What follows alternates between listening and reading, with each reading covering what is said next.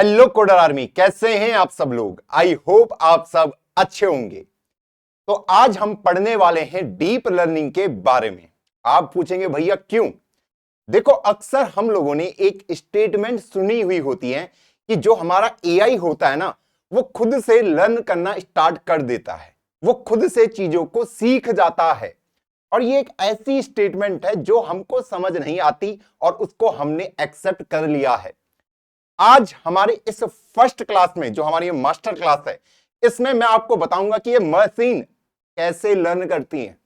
अब आपको लगेगा भैया यहां पे तो हैवी मैथमेटिक्स इस्तेमाल होने वाली है, कि अगर आपने कह दिया डीप लर्निंग तो भैया आप कुछ खतरनाक ही मैथमेटिक्स के कुछ फंक्शन होंगे, कुछ कोड होंगे जिनको समझने में मेरी हालत खराब हो जाएगी। दोस्त, हम इस्तेमाल करेंगे प्योर फर्स्ट थॉट प्रिंसिपल का, जिससे आज हम इस टॉपिक को अच्छे से डिबग कर देंगे। और मैं आपको आज की क्लास के बाद गारंटी देता हूं कि आपको इस चीज का मीनिंग अच्छे से क्लियर हो जाएगा कि मशीन लर्निंग या फिर जो हम डीप लर्निंग कहते हैं या जिसको हम एआई कहते हैं, ये खुद से कैसे चीजों को सीख जाता है। हम एक प्रॉब्लम को सॉल्व भी करेंगे। अब पहली बात यह है कि जो हमारे ये न्यूरल नेटवर्क होते हैं, सुन तो रखा है यार, ये न्यूरल नेटवर्क अगर कुछ होते हैं, इसकी भी मुझे क्लैरिटी नहीं है, तो वो क्लैरिटी आपको मिल जाएगी। मेरा सवाल यहां पे है कि हमें किस टाइप की प्रॉब्लम्स को पहले डीप लर्निंग या ये जो न्यूरल नेटवर्क होते हैं इनसे सॉल्व करनी चाहिए।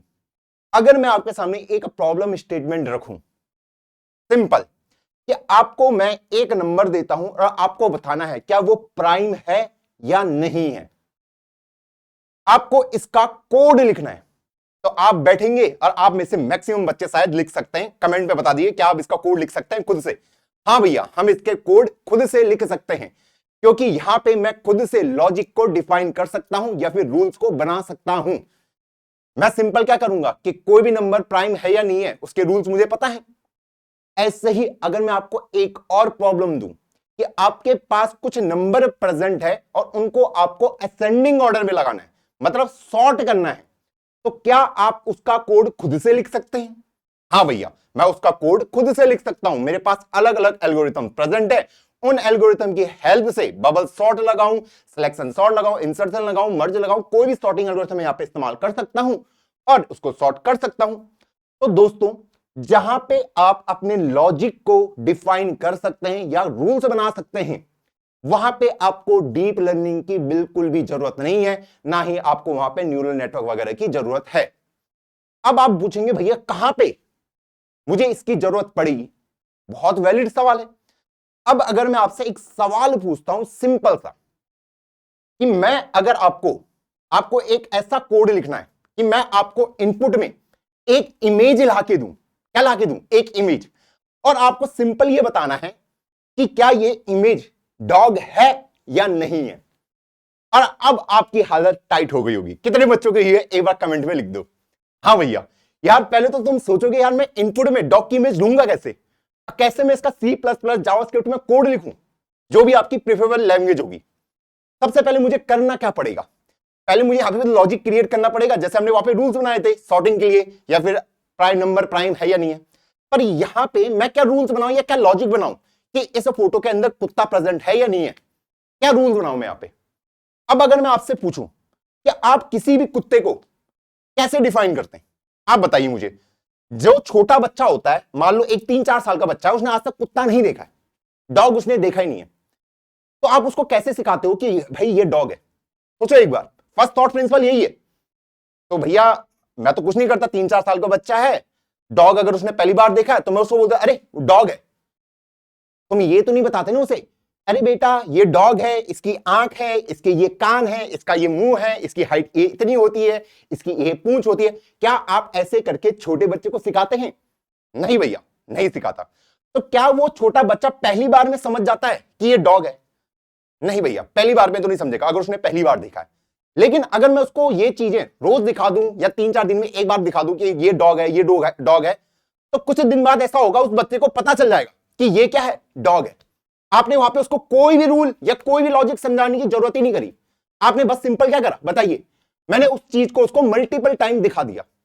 और सोचो अगर आप वहां पे उस बच्चे को रूल समझाने लग जाते हैं, लॉजिक समझाने लग जाते कि बेटा कुत्ता ना ऐसा दिखता है, उसकी 2 आंखें होती हैं, उसका जबड़ा ऐसा होता है, उसके कान ऐसे होते हैं, क्या वो समझ पाता?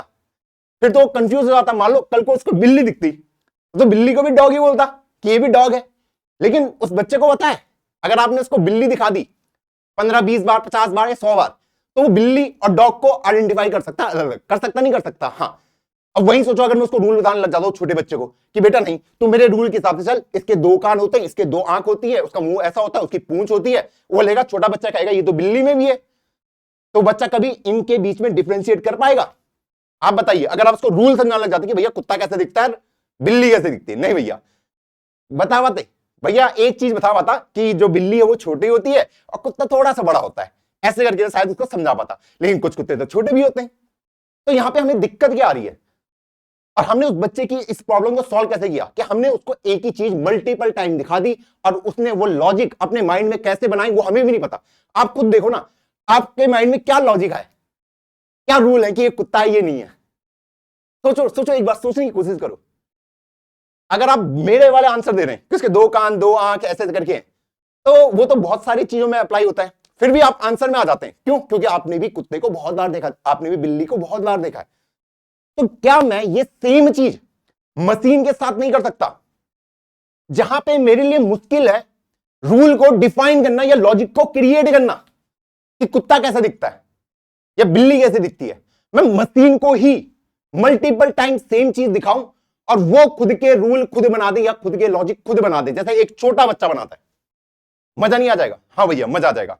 अब आप बोलोगे भैया इसकी एप्लीकेशन कहां पे है?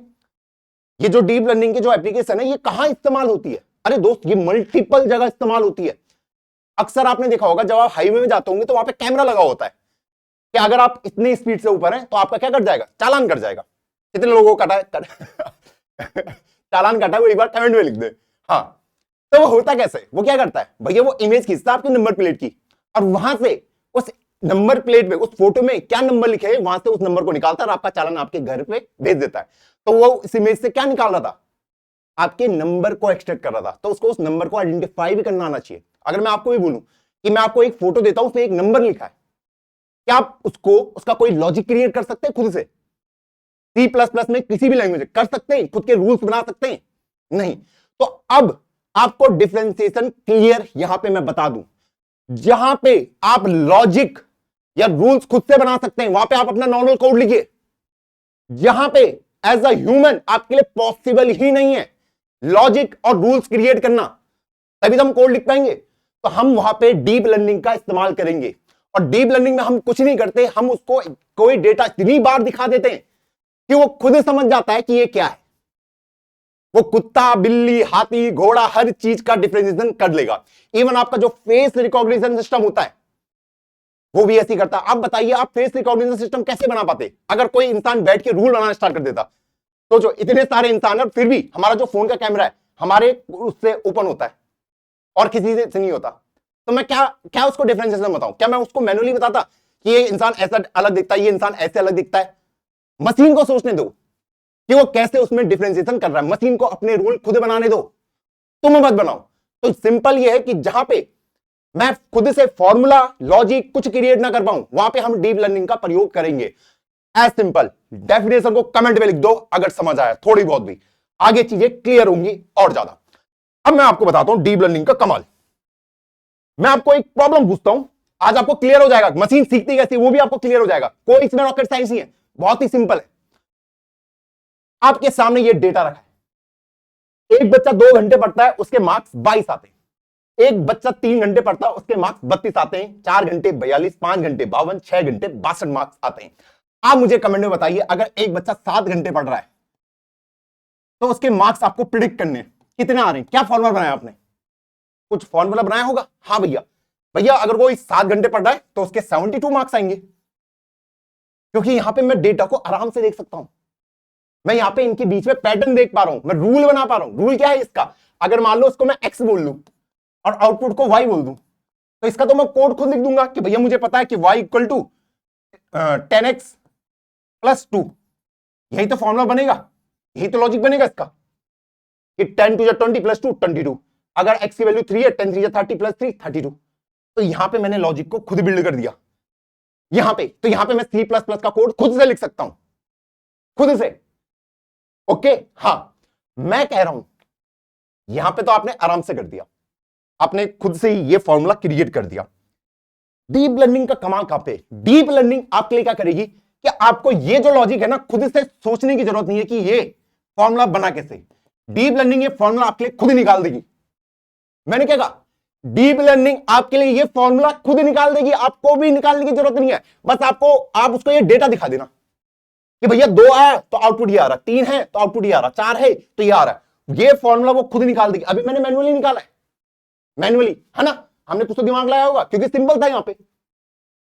अब ये और कहां इस्तेमाल होता है, मैं आपको एक और एग्जांपल देता हूं। ये रहा आपके पास, गैस करो क्या फॉर्मूला बनाओगे। एक बच्चा 3 घंटे पढ़ाई करता है, 2 घंटे सोता है और उसके मार्क्स 24 आ रहे। ओके, एक बच्चा 4 घंटे पढ़ रहा है, 4 घंटे सोता है, उसके मार्क्स 34 आ रहे हैं। ऐसे ही करते करते आपका आंसर 54 आ गया। ये आपके पास एक पैटर्न था। निकालो क्या लॉजिक बनाओगे, क्या पैटर्न दिख रहा आपको इसमें। मैं अगर इसको x बोल दूं, इसको y बोल दूं और इसको मैं अगर आउटपुट को z बोल दूं, तो क्या लॉजिक बनाओगे आप यहां पे। क्या आपका आउटपुट का फॉर्मूला क्या बन रहा है, क्या मैं खुद से फॉर्मूला निकाल सकता हूं इसका, बताइए भाई, क्या मैं इसका खुद से फॉर्मूला निकाल सकता हूं। आप बोलेंगे भैया यार बहुत मुश्किल हो जाएगा, शायद मुझे बैठना पड़ेगा और यहां पे पैटर्न देखना पड़ेगा कि मेरा आउटपुट किस चीज में गेस कर रहा है। अगर मैं आपको बोलूं कि एक बच्चा है, वो मान लो 7 घंटे पढ़ाई कर रहा है, 3 घंटे सोता है, उसके मार्क्स गेस करके बताओ, क्या आप बता पाओगे। बहुत मुश्किल है पैटर्न ढूंढना। सोचो अभी तो यहां पे 2 ही हैं, फिर भी कुछ बच्चों ने बता दिया होगा। इसका जो फॉर्मूला बनेगा ये बनेगा कि 4x + 3y + 6। वैल्यू पुट करके देख लो, इसमें आपको आंसर मिल जाएगा कि 4 3 जा 12, 3 2 जा 6 + 6 24 आपका आ जाएगा। और अगर मुझे इसका आंसर निकालना होता तो 4 7 जा 28 + 3 3 जा 9 + 6 तो 28 और 9 कितना हो जाता है मेरा, 37 6 43। मैं इसका आंसर 43 बोल देता। इस बच्चे के मार्क्स इतने आ रहे। अक्सर आपने रैंक प्रिडिक्टर भी देखा होगा कि आपकी रैंक प्रिडिक्शन करते हैं, वहां पे भी यही चीजें इस्तेमाल होती है भाई। क्या आप इस फॉर्मूले को खुद से निकाल सकते थे, निकाल सकते थे, बिल्कुल निकाल सकते थे, पर समय लगता। अब सोचो अभी तो आपके पास यही 2 इनपुट है, मान लो यहां पे एक और इनपुट है, एक और इनपुट है, एक और इनपुट है, 10 इनपुट और है, और फिर आपके पास आउटपुट आ रहा। फिर आपको कितना मुश्किल हो जाएगा आउटपुट गेस करना या ये फॉर्मूला जनरेट करना। क्या ऐसा कोई तरीका है कि ये जो फॉर्मूला है ये खुद ही आ जाए। मजा नहीं आ जाएगा, बताइए, मजा नहीं आ जाएगा अगर ये फॉर्मूला खुद ही जनरेट हो जाए, कि मैं एक ऐसा कोड लिखूं कि ये फॉर्मूला जनरेट हो जाए और उसके बाद मेरी प्रॉब्लम सॉल्व है, मैं मजे करूंगा उसके बाद। मैं क्या कह रहा हूं कि क्या कोई तरीका है कि हम इस फॉर्मूले को जनरेट कर दे। अभी हम मैन्युअली कर रहे थे कि ढूंढ ढूंढ के कि क्या पैटर्न बन रहा है। मुझे पता बहुत लोगों को तकलीफ हुई होगी, जैसे कि आपने देखा होगा कि यार एक प्रॉब्लम स्टेटमेंट होती है कि किस इंसान को लोन देना है या नहीं देना है, तो उसमें आपके क्या क्या चीजें चेक करते हैं। इनकम, इसकी क्रेडिट हिस्ट्री, इसकी एज क्या है, इसकी जॉब स्टेबल है या नहीं है, इसके पास प्रॉपर्टी कितनी है, इसके जो प्रीवियस क्रेडिट स्कोर है वो कितने हैं, क्या ये लोन चुका पाया नहीं चुका पाया पहले के। तो इन सब को मिला के फिर आपका गैस किया जाता है कि भैया इसको लोन देना है नहीं देना, और देना है तो कितना देना है। तो देख लो कितने सारे इनपुट थे उसके पास, और उसके बाद आउटपुट गैस। आप कैसे रिलेशनशिप बना सकते, बहुत मुश्किल हो जाता। ऐसे मैं कह रहा हूं रियल लाइफ में यहां पे 100 इनपुट होंगे और एक आउटपुट गेस करना पड़ेगा। सोच लो, फॉर्मूला बनाने में हालत खराब हो जाएगी, रूल बनाने में हालत खराब हो जाएगी। तो हम क्या करते हैं कि क्या हमारे पास कोई तरीका है कि इस फॉर्मूले को खुद ही जनरेट हो जाए। अब यही मैं आपको सिखाऊंगा कि ये फॉर्मूला हम कैसे जनरेट कराते हैं। ओके हाँ दोस्तों, मैं आपको पहले कुछ चीजें बता दूं। मुझे पता है मुझे इस फॉर्मूले को जनरेट करना है, बहुत सिंपल है, घबराने की जरूरत नहीं है, कॉमन सेंस है, बस फर्स्ट थॉट प्रिंसिपल का प्रयोग कर रहे हैं, हमें इसको जनरेट करना है। मुझे नहीं पता इनिशियली ये फॉर्मूला है क्या, मेरे लिए ये मिस्ट्री है भाई, मिस्ट्री। करूंगा कैसे फिर, चलिए भाई सोचते हैं। मुझे पता है कि यार जो मेरा आउटपुट होगा ना दोस्त, वो कुछ ऐसा होगा कि W1x plus W2y plus b, ऐसे ही होगा नहीं। इसी को तो जनरेट करना मुझे, बस मुझे अभी W1 W2 और b की वैल्यू नहीं पता है, इन्हीं वैल्यू को ढूंढना है या किसी और वैल्यू को ढूंढना है तुम्हें। एक W1 into x, W into 2y plus b, क्योंकि भैया ये स्टडी स्लीप पे डिपेंड कर रहा है, उसका मल्टीप्लायर अब प्लस b जो भी कांस्टेंट वैल्यू, मतलब ऐसे ही कोई फॉर्मूला मुझे जनरेट करना है। यहां तक कुछ था, आप बताइए यहां तक कुछ था। कि मुझे ये जनरेट करना है। इसमें अगर मुझे W1, W2 और B की वैल्यू पता चल गई तो मैं इस फॉर्मूले को जनरेट कर दूंगा। इनिशियली मुझे नहीं पता W1, W2, B क्या है, यही 3 वेरिएबल आपको ढूंढने। ये तो बेसिक दिमाग हो गया कि हाँ मुझे ये W1, W2 और B को ढूंढना है। अब बताऊं मजे की बात, इसकी को हम वेट कहते हैं, वेट, इसको हम कहते हैं बायस, यही जो आपकी कांस्टेंट वैल्यू है। मैंने क्या कहा, W1 आपका वेट हो गया, W2 भी वेट, इसी को वेट बोलते हैं, और ये हो गया अपना बायस। सेम यही है, नाम दे दिए, बस नाम दे दिए, ठीक है, कि भैया जो x की कितनी वेटेज है मेरा आउटपुट निकालने में, इसकी कितनी वेटेज है, और बायस जो कि एक कांस्टेंट होता है मेरा, यही इस फॉर्मूले को आपको जनरेट करना है। यहीं पे आपको W1, W2 और B की वैल्यू ढूंढनी है। अगर आपने ये वैल्यू ढूंढ दी तो मतलब आपको आपका आंसर मिल जाएगा, जो कि ये फॉर्मूला। उसके बाद आप कोई भी आंसर जनरेट कर सकते हैं। अच्छा भैया, अब मैं इसको जनरेट कैसे करूं, मैं यहां पे W1, W2 और B की वैल्यू को कैसे जनरेट करूंगा, क्या क्या दिमाग लगाऊं, क्या दिमाग लगाऊं मैं, बताइए, क्या मेरे पास कोई आइडिया है यहां पे कि क्या करूं मैं यहां पे? तो दोस्तों हम यहां से जीरो से स्टार्ट करते हैं। बिल्कुल, मैं इनिशियली अज्यूम कर लेता हूं, तुम भी अज्यूम करो, W1 की वैल्यू मैं 1 ले लेता हूं, ठीक है, W2 की वैल्यू 2, कुछ भी ले लो रैंडम, कुछ फर्क नहीं पड़ता, और B की 5 ले लो, इनिशियली कुछ भी ले लो, ठीक। इनिशियली मैंने ये वैल्यू ले ली कि W1 की 1 है, W2 की 2 है और B की 5 है, जो मर्जी वो ले लो। इनिशियली कहीं से तो स्टार्ट करना पड़ेगा मुझे अपने कोड को। हाँ, मैंने ये कर दिया। अब मैं यहां पे इन वैल्यू को पुट डाउन करूंगा कि भैया यहां पे मैंने x में 3 रखा, y में मैंने 2 रखा, कितना आया, 2 2 जा 4, और ये 5, मेरा आंसर कितना आया, 12 आया। आना कितना चाहिए था आंसर, भैया आना 24 चाहिए था। मैंने कितना प्रिडिक्ट किया है, मैंने प्रिडिक्ट कितने किया है भैया, मैंने 12 प्रिडिक्ट किया, लेकिन आंसर कितना आना चाहिए, 24। तो मतलब आपके जो ये वैल्यूज है इनको मुझे चेंज करना पड़ेगा, वेट्स को क्या करना पड़ेगा, चेंज करना पड़ेगा, क्योंकि अभी मैं अपने रियल आंसर से बहुत दूर हूं। यहां ये 12 है, ये 24 है, मतलब W1, W2 और ये B की वैल्यू को मुझे कुछ बढ़ाना पड़ेगा, तभी तो उस आंसर के करीब जा पाऊंगा। ये तो कॉमन सेंस कह रहा है। मैं यहां पे 12 पे हूं, मुझे आंसर 24 आना चाहिए था, तो मैं अपने आंसर से तो काफी दूर हूं। तो एक कॉमन सेंस था कि भैया W1, W2 और B की वैल्यू को क्या करना पड़ेगा, इंक्रीज करना पड़ेगा, तभी मैं उसके करीब जा पाऊंगा। अब आप बोलोगे भैया इंक्रीज कैसे करूं, कैसे करूं इंक्रीज, बताइए। अब एक तरीका ये है, ये 12 है, ये 24 है, अच्छा ये डबल है इसका, ये क्या है, डबल, आंसर डबल आ रहा है। तो मैं क्या करता हूं, ये जो फॉर्मूला मेरे पास आया है इसको मैं 2 से मल्टीप्लाई कर देता हूं, 2x प्लस 4y प्लस 10, भैया मिल गया आंसर, बल्ले बल्ले बल्ले बल्ले। मैंने ये अज्यूम किया था ना x प्लस 2y प्लस 5, वो 12 ला रहा था, लेकिन मुझे आंसर 24 चाहिए, मतलब इसका दुगना, तो मैंने सबको 2 से मल्टीप्लाई कर दिया, हो गया भैया, फॉर्मूला निकल गया। अब अगर मैं वैल्यू रखता हूं 2 3 6, 4 2 8 प्लस 10 24, वाह क्या तरीका है निकालने का। इसको भी रखते हैं, 2 4 8, 4 4 16 और प्लस 10 34 ही आ रहा है। अरे आंसर तो मैंने निकाल दिया, इतना ही आसान है क्या, नहीं दोस्त यहां पे अभी हमने एक बहुत बड़ी मिस्टेक करी है। इसी को कहते हैं फर्स्ट थॉट प्रिंसिपल, कि कैसे सोचा जाता है, कि जब किसी ने बनाया हो कि भैया मशीन सीखती कैसी है, डीप लर्निंग है क्या। ये अब देखो आपने यहां पे गलती क्या करी, आपने यहां पे वैल्यू को देखा और सीधा उसको डबल से मल्टीप्लाई कर दिया। रियल लाइफ में सुनो मेरी बात, बहुत ध्यान से सुनना, पहले मैं इंसान का एग्जांपल दे देता हूं। मान लो जब तुम पहली बार मेरे चैनल से इंट्रोड्यूस हुए होंगे, मे भी तुमने मेरे बारे में थोड़ा बहुत सुना होगा कि रोहित ने ये बढ़िया पढ़ा था, ठीक ठाक, ओके। फिर से तुमने मेरी कुछ वीडियो देखी, हाँ यार बढ़िया तो पढ़ाता है। फिर तुमने मेरी कुछ और वीडियो पढ़ी, फिर तुम्हें लगा हाँ बढ़िया तो पढ़ा रहा है। अब तुम जितनी ज्यादा मेरी वीडियो देखते रहोगे, तुम्हारा एक क्या बनता जाएगा, एक नैरेटिव बनता जाएगा कि भैया ये बंदा तो बहुत ही बढ़िया पढ़ाता है, और उसके बाद तुम मेरे फैन बन जाओगे, जो कि तुम हो नहीं, ओके। हाँ, अब सोचो तुमने मेरे बारे में एक नेगेटिव न्यूज सुन ली, कुछ भी सुन ली, क्या उस एक नेगेटिव न्यूज से, जो भी आज तक मैंने पॉजिटिव काम करे थे, क्या तुम मेरे लिए अपना नैरेटिव बदल दोगे कि घटिया इंसान है एकदम, सिर्फ एक न्यूज से? हाँ भैया, रियल लाइफ में तो ऐसी होता है कि अगर किसी का कुछ नेगेटिव आता है तो लोग वैसे ही चले जाते हैं, पर ऐसा करना बहुत गलत बात होती है ना, कि अगर हमने धीरे धीरे उसके बारे में कुछ नैरेशन बनाया है और कुछ एक नेगेटिव न्यूज भी आ रही है, तो मैं अपना जो है ना रीजन, उसको पूरा नेगेटिव में ले जाऊं कि इंसान ही बेकार है। कई बार होता है, होता नहीं होता तुम्हारे साथ, कि कोई इंसान है बहुत अच्छा है, उसके ऊपर कोई झूठा आरोप लगता है, वो बहुत गालियां खाता है, बाद में पता चलता है अरे ये तो झूठा था, जो उसके ऊपर आरोप लगा था वो तो झूठा था। फिर तुम्हें गिल्टी लगता है यार कि जिंदगी में ना किसी के खिलाफ भी एकदम से नैरेटिव नहीं बनाना चाहिए।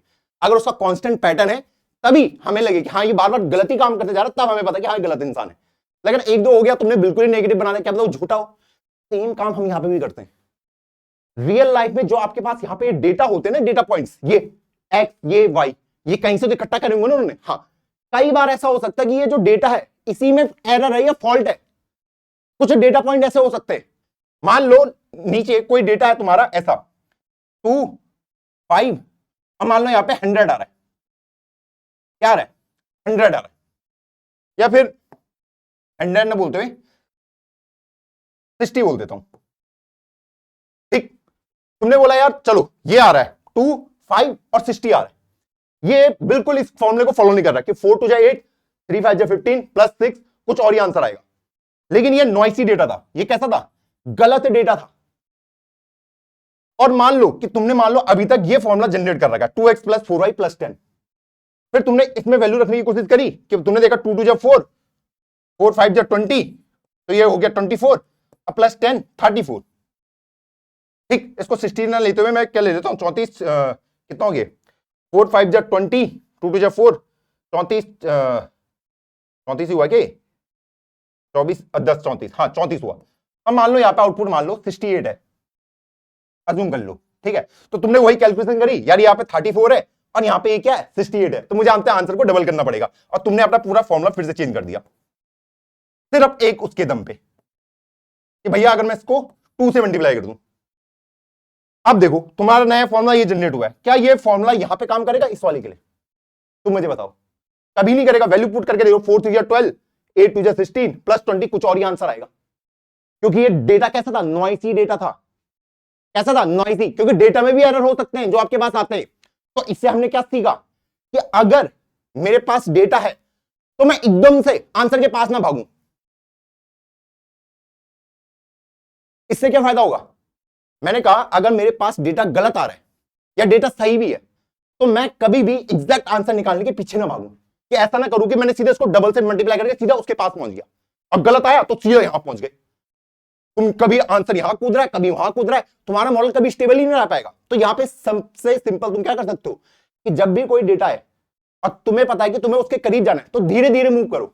इससे फायदा क्या होगा कि अगर गलत डेटा भी आता है, ठीक है, गलत डेटा भी आता है और आउटपुट कुछ देता है, तुम्हें उसके करीब जाना है तो तुम एकदम से उस पर जंप करके नहीं भाग जा रहे हो कि मैं उसके हिसाब से एकदम से फॉर्मुला बना दूं, तुम हल्का सा जंप लोगे। इससे क्या मिलेगा, फायदा मिलेगा, क्योंकि अगर तुम्हारा मैक्सिमम डेटा करेक्ट हो और कुछ में एरर हो तो आपका जो आंसर निकलेगा फाइनल वो बिल्कुल सही निकलने वाला है। गोल क्लियर, क्योंकि उसमें मैक्सिमम इंफ्लुएंस किसका होगा। अगर आप छोटे छोटे स्टेप ले रहे, मान लो 100 में से 98 डेटा सही है और 2 डेटा गलत है, तो आपने क्या करा है 98 छोटे छोटे स्टेप लेके आप आंसर के करीब गए। ठीक, और मालूम 2 डेटा ने आपको डेटा रियल आंसर के पीछे भेज दिया तो आप 2 स्टेप भी पीछे आएंगे, तो मतलब आप अप्रोक्सीमेटली वहीं पे रहेंगे जो आपका रियल आंसर है। समझ आ रहा है, मैं ये कह रहा हूं मान लो आपके पास ये रहा और आपको यहां पहुंचना है इस करेक्ट डेटा के पास, 98 डेटा सही है, तो आप हल्का हल्का जंप लेके जा रहे हैं उसके पास, हल्का हल्का, जब भी आपको सही मिल रहा है डेटा हल्का हल्का। ठीक, तो ऐसे ही आप 98 पे पहुंच गए। अगर 2 गलत भी हो गए तो आप आंसर के एटलीस्ट करीब तो रहोगे। इसीलिए इसको क्या कहा जाता है, प्रिडिक्शन कहा जाता है, कि यहां पे जो आंसर निकलेगा वो प्रिडिक्टेड वैल्यू होगी, एक्यूरेसी 100% नहीं होगी, सिर्फ क्या होगी, प्रिडिक्टेड होगी। अब सोचो वहीं पे तुम क्या कर रहे थे कि भैया सही आंसर आ रहा है तो तुम 100 के करीब पहुंच गए, 98 में भी अभी तुम यही हो, 2 गलत आए तुम अपोजिट डायरेक्शन में भाग गए, यहां भाग गए तुम, यहां तुम्हारा आंसर कभी सही आएगा ही नहीं। ये चीज है, ये रीजन है। तो हमें यहां पे क्या करना है, कुछ पॉइंटर्स को हमें यहां पे ध्यान रखना पड़ेगा। कुछ ज्यादा बोल दिया शायद मैंने, हाँ। अब उनका ध्यान कैसे रखना है, तो मेरा फॉर्मूला ये रहा x + 2y + 5। अब मैं आपको समझाना क्या चाह रहा हूं, हमें हमेशा छोटा स्टेप लेना है अगर एरर आता भी है। चलो फिर से कैलकुलेट करते हैं दोस्त, आराम से लॉजिक सोचते हैं, तुम्हारे सारे फर्स्ट थॉट में सारे डाउट क्लियर हो जाएंगे। 3 रखा, 2 दूनी 4 और 5, 12 आंसर आया। एक्चुअल आउटपुट क्या था 24। तो सबसे पहले हम यहां पे देखेंगे हमारे उसमें एरर कितना आया। क्या है एरर, जिसको लोग लॉस भी बोलते हैं, कि कितना एरर आया है कितना लॉस आया है, एरर बोल देता हूं। तो एरर कैसे कैलकुलेट करना है कितना का एरर आया भैया, तुम्हें 24 चाहिए था, एक्चुअल आउटपुट 24 था, तुम्हारा 12 आया है, तो एरर कितना हो गया कि यहां पे 12 का एरर आपके पास आया है। हाँ जी, कितने का? 12 का। कि आपको 24 चाहिए था आंसर, आप 12 लेके आए हैं। 24 में से 12 गया 12, कोई सिंपल मैथ थी। हाँ, इस 12 को देख के मैं क्या पता कर सकता हूं? पॉजिटिव है। हाँ, तो मुझे इन वैल्यू को बढ़ाना पड़ेगा, इसको, इसके भी वेट को बढ़ाना पड़ेगा, इसके वेट को, इस 22 को बढ़ाना पड़ेगा, तभी मैं उसके करीब जा पाऊंगा। पर मैंने क्या कहा? सीधा लॉन्ग जंप नहीं लेना, सीधा लॉन्ग जंप नहीं लेना, हम धीरे धीरे जंप करेंगे। ओके, तो वो कैसे करेंगे? अब देखो, हाँ,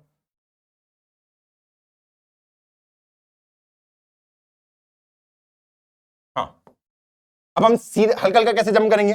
अब देखो, जो तुम्हारा नया W1 न्यू की वैल्यू होगी, इस W1 की नई वैल्यू लेनी पड़ेगी। वो कितना होगा? जितना आपका W1 ओल्ड था प्लस उसमें कुछ ऐड करना पड़ेगा। मैं क्या करूंगा? ये जो 12 है इसका मैं 1% ही अपने W1 के अंदर ऐड करूंगा, 1%। ओके, ताकि हम धीरे धीरे जंप ले पाए। तो इसलिए यहां पे ये न्यू आ जाता है, इसी को हम लर्निंग रेट भी कहते हैं। भैया 1% ही क्यों लिया आपने? मैंने कहा छोटा छोटा जंप करना था, कि मुझे पता है मुझे 12 जाना है आगे, पर मैं 1% ही ले रहा हूं उसका, क्योंकि मैं धीरे धीरे आगे बढ़ना चाहता हूं। इवन आप इसको कितना भी कर सकते हैं, और भी छोटा कर सकते हैं, आप 10% कर सकते हैं, इवन आप इसको 0.1% भी कर सकते हैं, वो आपके ऊपर है। पर इन जनरल हम 0.01 ही लेते हैं। ओके, हाँ, ये आ गया आपका एरर। तो इससे आपका W1 ओल्ड की वैल्यू क्या बनेगी? W1 ओल्ड था मेरा 1, 0.01 इंटू 12 कितना आया? 0.12। तो अब मैं अपने वेट को धीरे धीरे किसका रहा हूं? W1 न्यू कितना बन गया? 1.12x। ऐसे ही मुझे W2 के ऊपर भी अपडेट करना पड़ेगा। W2 का भी सेम होगा फॉर्मूला, कि W2 न्यू क्या हो जाएगा मेरा? बताइए। मैंने कहा छोटे छोटे स्टेप लेने, है ना, छोटे छोटे, इसलिए तो मैंने एरर का कितना लिया? 1% लिया। 0.01 क्या था? 1% ही तो होता है, कि मैं इधर का मैं छोटे छोटे जंप लूंगा, मैं एकदम से आंसर के करीब नहीं भाग रहा हूं। अब W2 न्यू के मैं क्या आया? कि भैया जो आपका W2 ओल्ड है, हाँ, 0.01 इंटू एरर। W2 ओल्ड क्या था आपका? ये 2 था, मुझे पता है इस वैल्यू को मुझे बढ़ाना, W2 को बढ़ाना है। हाँ, 0.01 एरर कितना आएगा? 0.12। तो ये क्या बन जाएगा? 2.12 प्लस सेम 5 के लिए भी होगा, इसमें भी आपका एरर इतना इंक्लूड होगा, 1% उसके अंदर भी वही, कि जो आपका बी न्यू बनेगा वो कितना बनेगा? बी ओल्ड प्लस कितना? वही फॉर्मूला जो भी आपका एरर आया है, पर आपने यहां से निकाल दिया। भैया वो मेरा 5 था, ये अपना 0.12 हो गया। तो ये बन गया मेरा कितना? 5.12। तो इसको मैं ऐसा करके लिख देता हूं कि जो मेरा नया आउटपुट होगा, इसको थोड़ा सा इधर खिसकाता हूं और इसको थोड़ा छोटा कर दे भाई। तो ये बन गया मेरा 1.12x प्लस कितना? 2.12y plus 5.12। ये मेरा नया फॉर्मूला बन गया। अब हम धीरे धीरे करके ले रहे हैं। पहले मैं बिल्कुल ऐसा भाग रहा था, कुत्तों की तरह भाग रहा था, सीधा आंसर में जंप। अब नहीं, अब धीरे धीरे बढ़ना। अब मैं दूसरी वैल्यू पे आऊंगा। इस पे वैल्यू पुट करी, कितना आएगा ये? अगर मैं यहां पे 4 लगता हूं, सिंपल वही करना है, तो कुछ अलग नहीं है कि 4 2 जा 8, हाँ, 4 1 जा 4, ओके, सॉरी 4.48। अगला ये कितना आ जाएगा? वो भी 4 से मल्टीप्लाई हो रहा है, 4 2 जा 8, 4 1 जा 4, 4 2 जा 8, और ये 5.12 ही आपका रहा। तो ये कितना हो गया? 8 5 13, 4 17, 17 17 60, कितना हो गया ये? 60 17 18 18 18.08 हो गया ये। ठीक, वैल्यू पुट करी तुमने अगले वाले की, फिर से एरर चेक करो। वैल्यू कितनी आ रही है भैया? 34 आ रही है। यहां पे कितना है? 18.08। आंसर को क्या करना पड़ेगा भैया? इंक्रीज करना पड़ेगा। कितना इंक्रीज करना पड़ेगा? 34 में से 18.08। इसी को हम क्या कहते हैं? लॉस भी कहते हैं और एरर भी कहते हैं। ठीक है, तो इसको मैं 34 माइनस 18.08 कर दूंगा। मान लो ये मोटा मोटा आपका 16 आ गया, मोटा मोटा। ठीक है, तुम्हें समझाना है, तुम्हारे कॉन्सेप्ट क्लियर करने मुझे। ओके, फिर से आपको पता भैया आंसर क्या आ रहा है? 16। ठीक है, प्लस 16 है, एरर इतना है, मतलब आपको यहां से वैल्यू को इंक्रीज करना, 18 से आपको 34 जाना है। तो मतलब इसको भी चेंज करना पड़ेगा, इसको भी, इसको भी। ये W1 हो गया मेरा नया, ये W2, और ये मेरा बायस था। इनको मुझे बढ़ाना पड़ेगा, तभी मैं 34 के करीब जा पाऊंगा। कितना बढ़ाना पड़ेगा? इसका 0.01%। ये तो कर रहे थे फॉर्मूला में हमेशा। तो ये इसका 0.1 कितना होगा 0.16। तो अगर मैं इस वैल्यू को यहां पे पुट डाउन करता हूं तो नया क्या बन जाएगा आपका 1.28x, क्योंकि 0.16 इसमें ऐड होगा, 0.16 इसमें ऐड होगा और 0.16 इसमें ऐड होगा। ऐसी तो बनेगा आपका। हाँ भैया, ये तो कर रहे थे कि अगर मैं इस वैल्यू को यहां पे पुट करूं W1 ओल्ड, मेरा 1.12 आएगा, 0.01 ऑफ एरर, एरर अपन है 16 है, तो कितना आ जाएगा 0.16, इसमें भी ऐड होगा, इसमें भी होगा और इसमें भी होगा 5.28। अब आपको क्या यहां पे प्रॉब्लम के अंदर कुछ चीजें नजर आ रही हैं? क्या कुछ दिक्कतें यहां पे दिख रही हैं? पहले ये था मेरा x प्लस 2y प्लस 5, ठीक है, और जो मेरा डिजायर्ड, जो मुझे रिजल्ट चाहिए था वो ये चाहिए था 4x प्लस 3y प्लस 6। क्या तुम्हें लगता है कि ये वाला जो पैटर्न है, जिस तरीके से हम इसको इंक्रीज कर रहे हैं, ये इसके बराबर पहुंच पाएगा 4x प्लस 3y प्लस 6? क्योंकि जब भी एरर आ रहा है तो एरर इसमें भी उतना ही ऐड हो रहा है, इसमें भी, इसमें भी। देखो यहां पे 1, 2 और 5 था, यहां पहुंचते पहुंचते उसके अंदर 0.28 ही ऐड हुआ है। अब अगला फिर से, तो अगर तुम एरर निकालोगे, अगला फिर से अगर तुम एरर निकालते हो तो मान लो एरर आ गया, मान लो 0.3 आ गया, तो इसमें भी 0.3 ऐड होगा, इसमें भी 0.3 होगा, इसमें भी 0.3 होगा। तो मतलब ये कभी ये फॉर्मूला नहीं बन पाएगा, क्योंकि इसमें देखो, ये देखो एक जैसे ही ऐड हो रहे, एक जैसे ही बढ़ रही है तीनों के दिनों सेम। मान लो आगे जाके अगर मान लो ये 4x बन जाता है ऐसे जाते जाते, तो ये कितना बन जाएगा? ये 1 से 4 बना था, यहां पे 3 का ऐड होता, यहां पे 5 का होता, यहां पे 3 का होता। ये देखो तीनों में 3 3 ऐड होता, तब 4x तो पहुंच जाता, पर यहां पे मैं 3y पे कभी नहीं पहुंच पाता, 8 कभी 6 नहीं पहुंच जाता। दिक्कत क्या है कि तीनों के तीनों एक ही स्पीड से बढ़ रहे हैं। ये देखो तीनों में सेम एरर ऐड हो रहा है। क्या हो रहा है? तीनों के अंदर सेम एरर ऐड हो रहा है। ये देख लो 0.01 इंटू एरर, जो भी एरर है 1% उसका ऐड कर दो। ये सबसे बड़ी दिक्कत थी, और इसी को दोस्त फर्स्ट थॉट प्रिंसिपल कहते हैं। क्या कहते हैं इसी को? हम क्या कहते हैं? फर्स्ट थॉट प्रिंसिपल कहते हैं। अब भैया क्या करना है? ये तो आपने पूरा गलत बता दिया। हाँ दोस्त, ये पूरा गलत है, इसको सही करना है, हमको करना है। तो यहां पे और क्या आता है? यहां पे एक और वैल्यू आती है जिसको हम कहते हैं इनपुट। और जब आप बायस को कैलकुलेट करोगे उसमें वो वैसे का वैसे ही रहेगा। ये फॉर्मूला होगा, इसके साथ भी इनपुट, क्योंकि मैं नहीं चाहता कि तीनों एक ही जैसा बढ़े। इनपुट क्या हो जाएगा इसके लिए? W1 के लिए वो हो जाएगा जो आपके x की वैल्यू है, इसके लिए इनपुट की वैल्यू जो स्लीप की वैल्यू है। अब बायस के लिए वो तो सिंपल 1 ही रहेगा। ये फॉर्मूला होगा। अब तुम बोलोगे भैया ये फॉर्मूला कहां से आ गया? ये फॉर्मूला कहां से आ गया? ये तो बहुत ही गलत बात है, बहुत ही गलत बात है। ये फॉर्मूला आपने एग्जैक्ट कैसे लिख दिया? देखो एक तो इससे ये हुआ कि अब मेरे ये वैल्यू ना अलग अलग आती रहेंगी। ये वैल्यू इसके लिए अलग होगी, इसके लिए अलग होगी, इसके लिए अलग होगी, तीनों के लिए एरर अब अलग अलग होंगे। पहले वो एक जैसे आ रहे थे, अब अलग अलग आ रहे थे, जो कि मेरे को नीड थी। पर डाउट ये है यहां पे कि आपने ये इनपुट को क्यों लिया? कितने बच्चों को डाउट है? हाँ, बहुत लोगों को क्लियर भी नहीं होता, मैं बताता हूं। अब दोस्तों हमने ये फॉर्मूला कैसे जनरेट किया, यहां पे मैं फर्स्ट थॉट प्रिंसिपल का इस्तेमाल करूंगा। कोई मैथमेटिक्स की जरूरत नहीं है, सिर्फ कॉमन सेंस लगाने की जरूरत है। मैं आपको समझाता हूं। एक एग्जांपल लेते हैं। मान लो कोई बच्चा है, उसने 0 घंटे पढ़ाई करी और वो 5 घंटे सोया और उसके 21 मार्क्स आ गए इस फॉर्मूले के हिसाब से। ओके, हाँ, मैंने इनिशियली अपने उसको ये फॉर्मूला हमने स्टार्ट किया था यहां से कि भैया x प्लस 2y प्लस 5, जिसके अंदर हमने वेट 1 को इनिशियली 1 कंज्यूम किया था, वेट 2 को हमने 2, और जो हमारा बायस था वो कितना आ रहा था? 5 आ रहा था। हाँ, मैं वैल्यू पुट करता हूं, यहां पे ये 0 आ रहा है, ये 2 5 जा 10 हो जाएगा, और ये अपना 5 का 5, तो ये 15 आ जाएगा। जब मैं इन x और y की ये वैल्यू रखूंगा, मेरा आंसर कितना आ रहा है भैया? 15। चाहिए कितना था? 21। मतलब इनकी वैल्यू को मुझे इंक्रीज करना पड़ेगा ना? हाँ, कितना करना पड़ेगा भैया? 21 में से 15 गया 6। ठीक, इतने का इंप्रूवमेंट ये, इतना मेरे पास एरर आ रहा है। अब यहां पे क्या करना है अगर इतना एरर आ रहा है? अब आप पहले मुझे ये बताइए, इस वैल्यू को आंसर निकालने में क्या इस W1 का कोई भी योगदान था? ये तो सीधा 0 बन गया था, इसका तो कोई इंपॉर्टेंस ही नहीं है। एरर ये किसकी वजह से आ रही है? 15 किसकी वजह से आ रहा है? इसकी वजह से और इसकी वजह से, इसकी वजह से ये आंसर आ रहा है, और इसकी वजह से ही मैं अपने रियल आंसर से काफी दूर हूं। तो एरर किन दो की वजह से आ रहा है? इन दोनों की वजह से आ रहा है। इसका तो कोई इंपैक्ट ही नहीं है ना, क्योंकि एक्स की वैल्यू 0 हो गई थी, उसका तो कुछ इंपैक्ट ही नहीं है। अब जब उसके कुछ इंपैक्ट ही नहीं है तो मैं उसके अंदर W1 को सुधारू क्यों?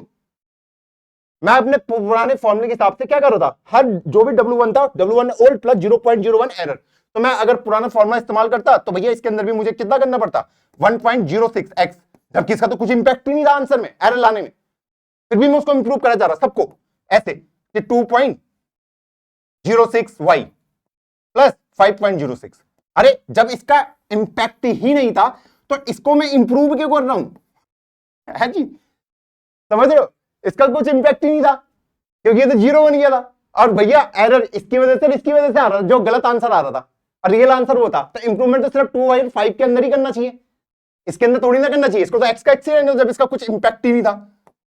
हाँ भैया, इसीलिए हम अपने नए फॉर्मूले में गए हैं दोस्त, ये वाला, कि भैया जिसका जितना इंपैक्ट उतना आंसर, ये देख लो। इसलिए मैंने इनको इनपुट से मल्टीप्लाई किया है, इसको भी इनपुट, इसको भी इनपुट। इनपुट क्या है? यहाँ पे एक्स है, यहाँ पे y है, और यहाँ पे जो आपका ये है ये 1 है। अब ये यहाँ पे ये क्यों है? एक्स वाई पूछो ना, सवाल पूछो, ये वैल्यू कैसे आई, एक्स वाई क्यों आया? अब आप खुद देखो, अगर मैं इसको लेता हूं, यही फॉर्मूला अगर मैं लेता हूं x प्लस 2y प्लस 5, जिससे मेरा आंसर 15 आ रहा था, ओके।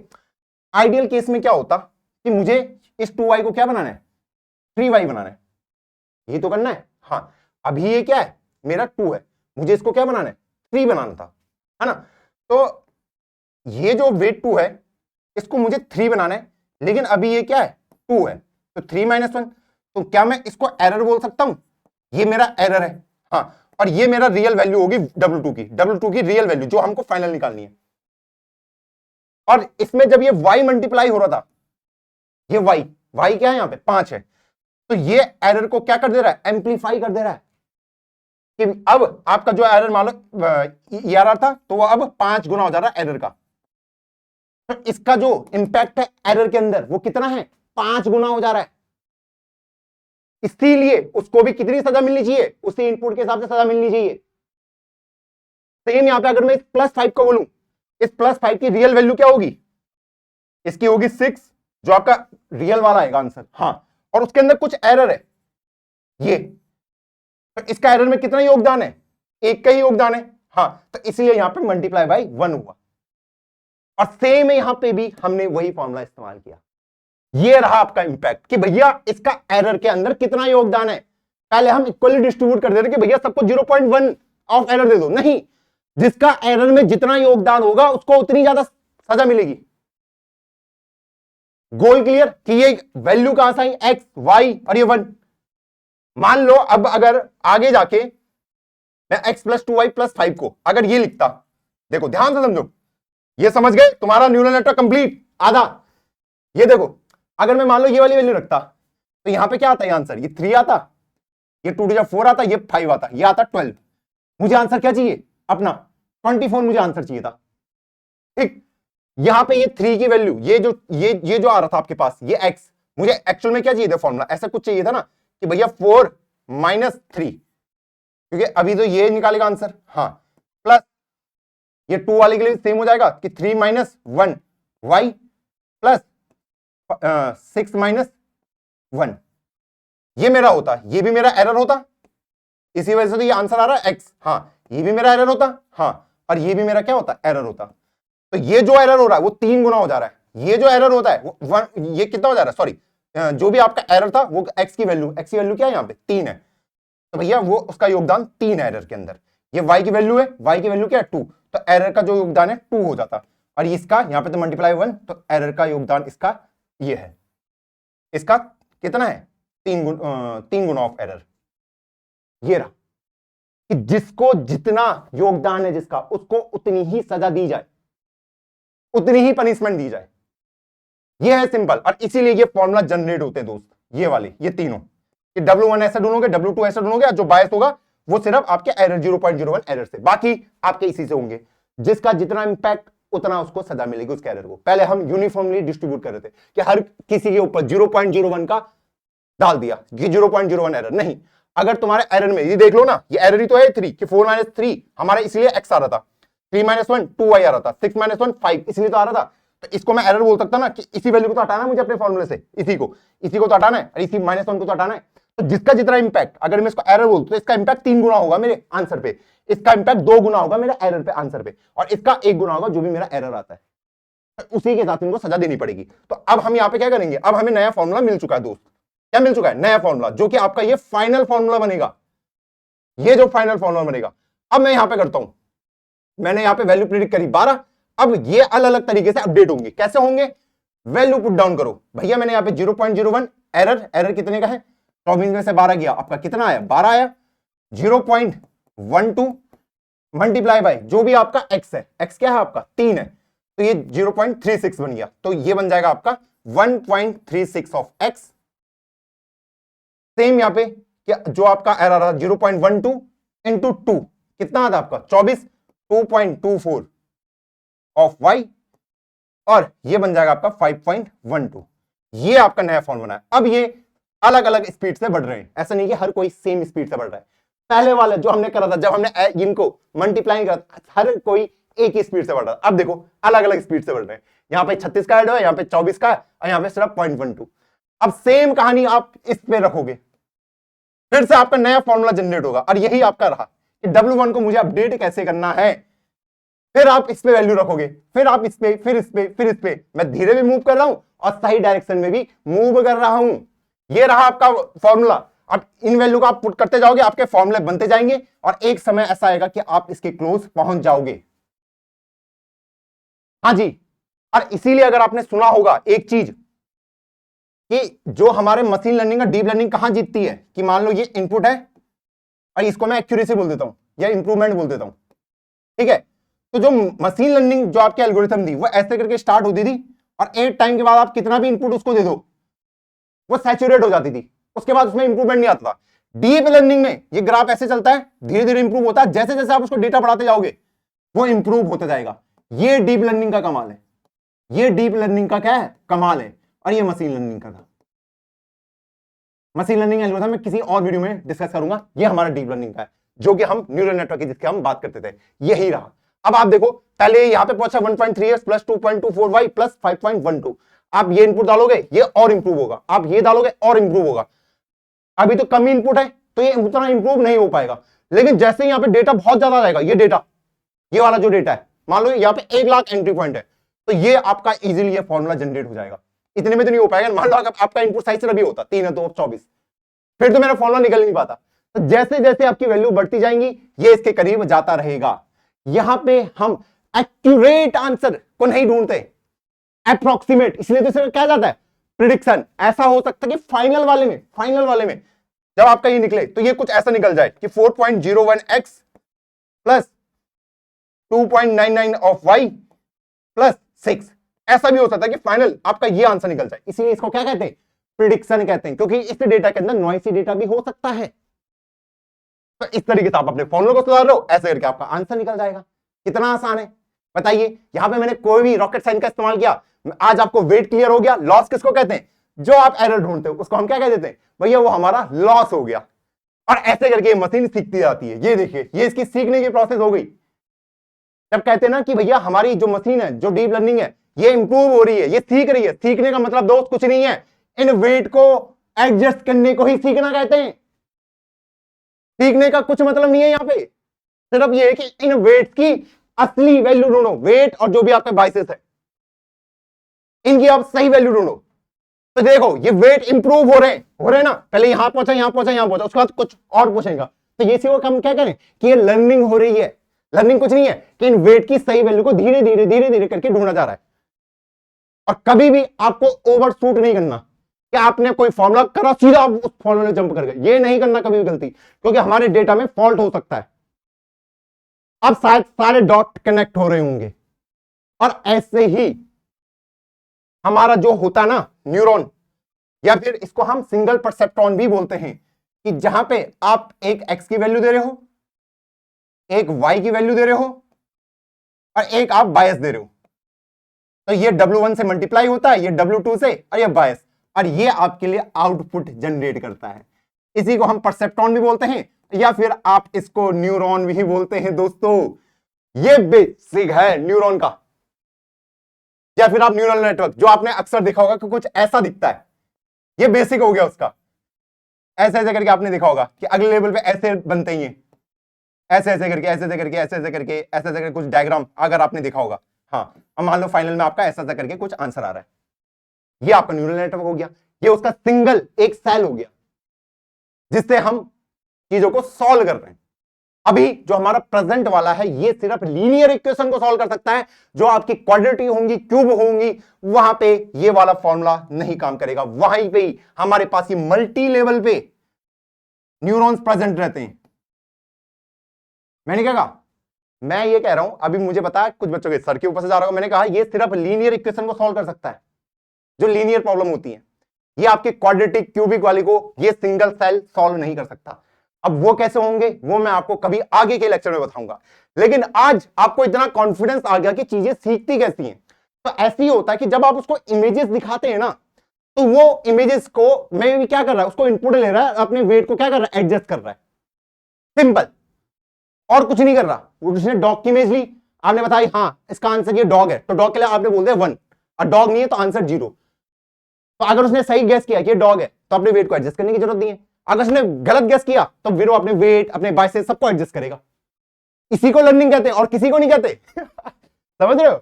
हाँ, कि जब भी वो इनपुट में ले रहा है तो मैं उसको डॉग की बहुत सारी फोटो दिखाता हूं। अब तुम बोले भैया डॉग की फोटो को कैसे इनपुट मिलेगा, वो कुछ नहीं करता है, उसके पिक्सल को रीड करता है बस। हाँ, और इनसाइड जो ये न्यूरल नेटवर्क है ना, मैं आपको एक और चीज बताता हूं, ये हमें भी पता नहीं होता, किसी को भी नहीं पता होता कि इसके अंदर हो क्या रहा है, किसी को नहीं पता कि मशीन एक्चुअल में आउटपुट कैसे निकाल रही है। अभी तो मैंने आपको बता दिया फॉर्मूला जनरेट होगा, ठीक, वो मैंने आपको बताने के लिए कहा, पर एक्चुअल में किसी को नहीं पता कि भैया अंदर हो क्या रहा है इनके अंदर। ये आगे के लेक्चर में हम क्या करेंगे, कंप्लीट करेंगे। ठीक, ओके, आई होप आपकी वीडियो में आपको मजा आया होगा। मजा आया तो आपको एक काम करना है, इसको पहले आपको ट्विटर पे शेयर करना है कि हाँ मुझे कॉन्फिडेंस आया, और लिखो भी कमेंट में हाँ भैया मुझे कॉन्फिडेंस आया। अब मेरे लिए चीजें ना वो नहीं रही ब्लैंक, एक मिस्ट्री तो तोड़ दी मैंने आपके सामने कि ये कुछ खतरनाक नहीं है, सब फर्स्ट थॉट प्रिंसिपल है और कुछ नहीं है। और एक और चीज, आज रिपब्लिक डे है, सेल चल रही है आपके लिए, और ये जो डीप लर्निंग के और कॉन्सेप्ट है इन डेप्थ और जेएनआई के तो हम पढ़ा ही रहे हैं। आप हमारे डीएसए प्लस जेएनआई वाले में एनरोल कर सकते हो या जेएनआई में कर सकते हो। अगर आपको डीएसए बनना है तो डीएसए में कर सकते हो। फर्स्ट टाइम हम इसके अंदर सेल प्रोवाइड कर रहे हैं, तो आपको डीएसए प्लस जेएनआई का कॉम्बो 4999 में पहली बार मिलेगा, और ये सिर्फ 2 दिन के लिए वैलिड है। अगर आपको सिर्फ जेएनआई सीखना है, जेएनआई के अंदर हमने डीप लर्निंग को इंक्लूड कर दिया और कई एडवांस टॉपिक जो पहले सिलेबस था उसके बाद भी हमने बहुत सारी चीजें इसके अंदर इंक्लूड कर दी हैं। डीप लर्निंग के और भी एडवांस टॉपिक हम कवर करने वाले हैं, तो ये आपको पड़ेगा 3500 का। और अगर आपको सिर्फ डीएसए बनना है तो ये भी आपको 3500 का पड़ेगा। अब आपकी मर्जी है। तो मैं तो यही कहूंगा कि आगे अगर आपको एडवांस टॉपिक पढ़ने हैं तो आप बिल्कुल एनरोल कर सकते हैं। लाइव क्लास में वैसे भी मजा ही आता है। और चलिए फिर आज के सत्संग को यहीं तक रखते हैं। और प्लीज अगर आपको कुछ सीखने को मिला है, प्लीज इसको जाओ शेयर करो, थोड़ा सपोर्ट दिखाओ, ट्विटर पे जाओ, बताओ कि हाँ आज हमने ये कॉन्सेप्ट सीखा है। बहुत मेहनत लगती है दोस्त, बहुत मेहनत लगती है। आप ऑनलाइन बाकी लेक्चर चेक कर लेना कि क्या इतने सिंपलीफाइड तरीके से किसी ने ये चीजें एक्सप्लेन करी है फर्स्ट थॉट प्रिंसिपल। मैं आपको बता रहा हूँ बहुत टाइम लगता है, तो प्लीज अपना थोड़ा सपोर्ट दिखाना, शेयर कर देना, ठीक है, ट्विटर वगैरह, लिंक्डइन वगैरह कि आज हमने ये कॉन्सेप्ट अच्छे से सीख लिया है। तो मैं मिलता हूँ आपको नई वीडियो में, तब तक के लिए जय हिंद, जय भारत।